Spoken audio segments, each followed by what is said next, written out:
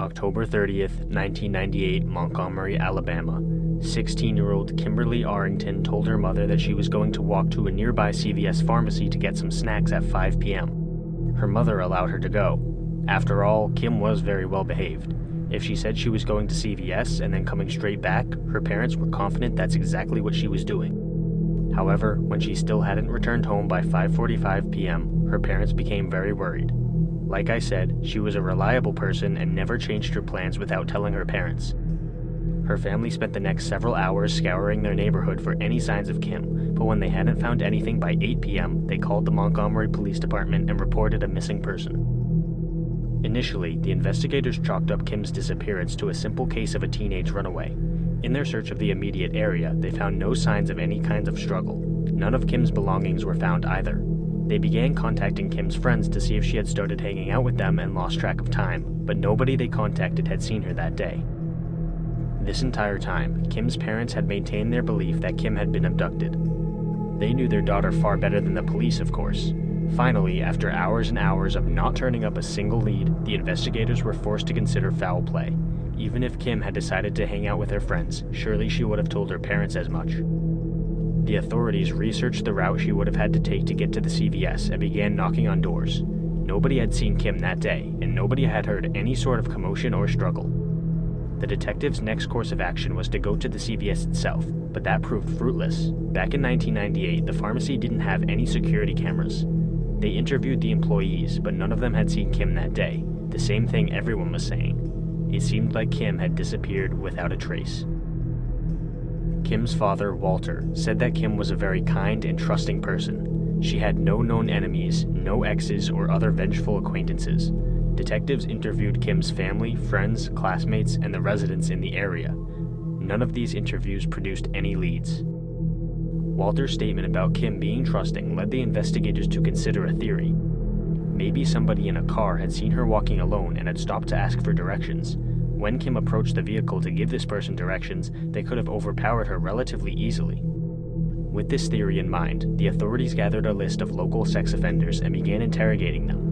None of them had seen Kim either, apparently. With so little information to go on, they had no choice but to make public appeals for information. Maybe somebody somewhere had seen something even just vaguely unusual that day. After all, even the smallest detail can help in breaking a case wide open. However, they received few tips, and the ones they did receive were mostly baseless rumors and speculation. Despite this, the detectives actively looked into every single tip they got, but none of them produced any leads. As far as missing persons cases go, Kim's case is especially disturbing because of the utter lack of evidence and information. Detectives openly admitted that they did not have a single suspect or even any persons of interest related to Kim's disappearance. Her parents eventually hired a private investigator to find something that the police may have missed, but they didn't find anything new.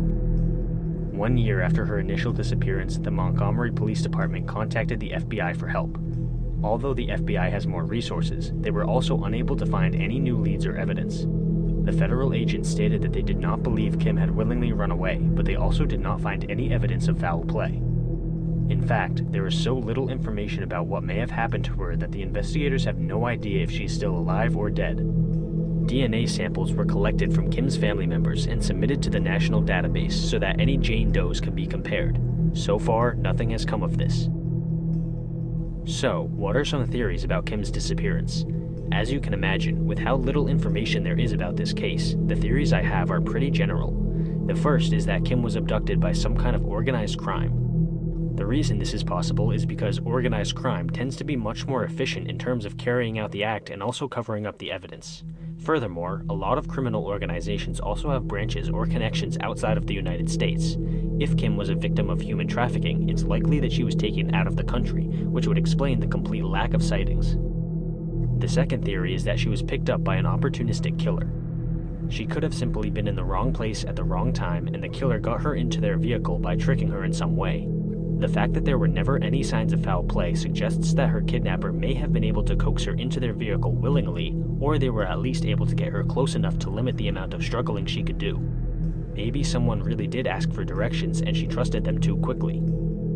As of now, however, we simply don't know. It's certainly a chilling thought that somewhere out there is a person who abducted Kim and will most likely never be brought to justice.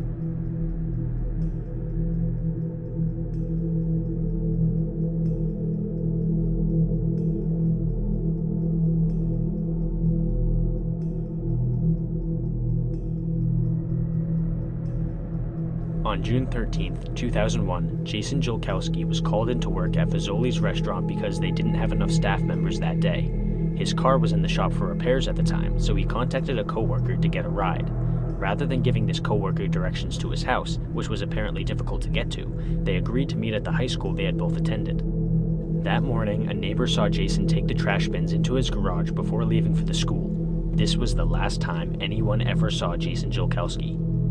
When he failed to arrive at the school, his coworker called his house phone to see what was going on. The school's security cameras were reviewed, and the police were able to confirm that Jason never made it to the school, which meant his coworker was innocent. That ruled out an obvious suspect. However, beyond this, the authorities were never able to find much information about what happened to Jason. According to his family, he was a very responsible man who was not having any unusual problems at the time, making it unlikely that he ran away to start a new life. He was also scheduled to start a new job as a DJ a week after he disappeared. Both his family and the authorities strongly suspect foul play. Jason left $650 in his bank account and has never accessed it since. He has not cashed any of his paychecks, used his cell phone or ATM card, and he never picked up his car from the repair shop. Unfortunately, all of this suggests that Jason is no longer alive. Much like the first case in this video, the lack of information about Jason's case makes it difficult to come up with any detailed theories. It's safe to assume that he was abducted somewhere between his house and the school, which was a distance of 8 blocks. According to the Charlie Project, Jason could not have had more than $60 on his person at the time of his disappearance. One theory suggests that Jason could have been the victim of a hit and run, where the driver accidentally killed him and proceeded to dispose of his body somewhere. Another theory states that he could have been the victim of a robbery gone wrong. Unfortunately, we'll most likely never know what really happened that day. However, we can always at least hope that Jason's family get the answers and the justice they deserve.